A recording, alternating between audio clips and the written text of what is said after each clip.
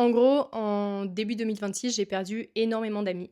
Je fais pas cette vidéo pour me plaindre parce que, je considère pas que je suis une victime et en plus de ça, comme dirait mon copain: «Takes two to tango», c'est-à-dire que si j'ai perdu ces amis, ce n'est pas juste de leur faute à eux, j'ai sûrement une grande part de responsabilité là-dedans. Bref, ce n'est pas le sujet.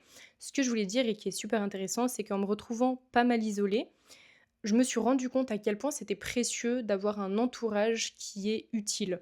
Alors ça peut paraître un petit peu, intéressé comme manière de penser, mais en fait, c'est juste de se dire que c'est hyper important d'avoir des personnes sources autour de nous, des personnes qui vont nous apporter soit sur le plan mental et psychologique, soit sur le plan, fonctionnel.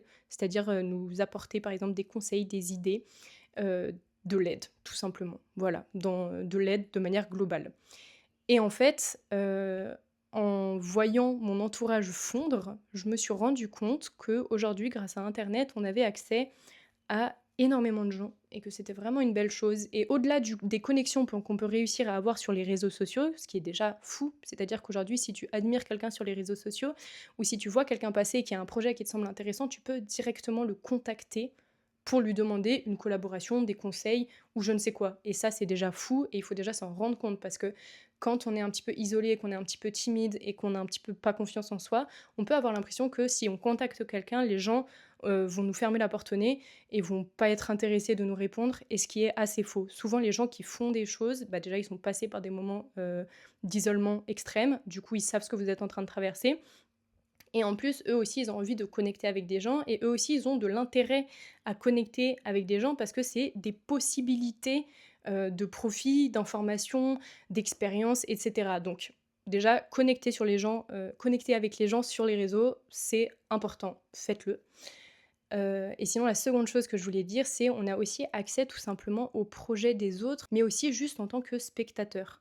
C'est-à-dire que je peux avoir accès à des gens qui sont incroyables, qui ont une manière de penser que je ne pourrais jamais avoir, qui ont des idées, des projections que je ne pourrais même pas imaginer, et je peux avoir accès à ces gens grâce aux vidéos qu'ils font de leur travail. Et ça, vraiment, c'est une chance dont on ne se rend pas compte. Et du coup, j'ai envie de vous dire, regardez des vidéos, écoutez des podcasts, mais des choses qui vont vous stimuler et qui vont vous donner envie de le faire aussi.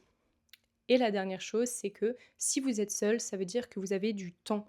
Parce que les gens, en fait, naturellement, ils vont dépenser beaucoup de temps, d'énergie et d'argent à passer du temps avec leurs amis. C'est pas une mauvaise chose parce que ça leur apporte du réconfort, du plaisir, etc. Mais néanmoins, si vous avez des projets, si vous avez des rêves, passer des heures et des heures à boire des bières avec vos potes, ça va pas vous aider à les réaliser. Alors que le jour où vous êtes un petit peu isolé et que vous vous sentez un petit peu mal, bah c'est peut-être le moment où vous pouvez passer à la seconde sur vos projets. Bref, cette vidéo, vous l'aurez compris, c'était juste une petite vidéo pour tous mes petits isolés qui se sentent un peu seuls et qui ont l'impression que la vie est contre eux. Parce que moi, parfois, je peux me sentir un peu comme ça, mais par chance, Dieu m'a donné un esprit très positif et du coup, ça m'aide à me dire que il faut aller de l'avant. Ciao!